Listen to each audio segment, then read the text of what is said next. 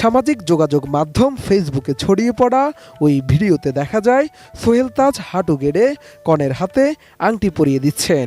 ঘটনাটি ঘিরে উপস্থিত সবাই উচ্ছ্বাস প্রকাশ করেন এবং হাততালি দিয়ে মুহূর্তটি উদযাপন করেন। এদিকে ৫৫ বছর বয়সে এসে সোহেল তাজের নতুন এই অধ্যায় নিয়ে নেটিজেনদের মাঝেও দেখা দিয়েছে মিশ্র প্রতিক্রিয়া। সবার কৌতূহল, কে হচ্ছেন সোহেল তাজের নতুন সঙ্গী, কাকে বিয়ে করতে যাচ্ছেন সাবেক এই স্বরাষ্ট্র প্রতিমন্ত্রী। জানা যায় কনে আয়রন লেডি খ্যাত শিমু সোহেল তাজের ইন্সপায়ার ফিটনেস সেন্টারের ট্রেনার। কাজের ক্ষেত্র থেকে তাদের পরিচয় ও পরিণয়। ২৯ ডিসেম্বর এক ফিটনেস সেন্টারে বিশেষ মুহূর্তে আংটি বদল করেন তারা।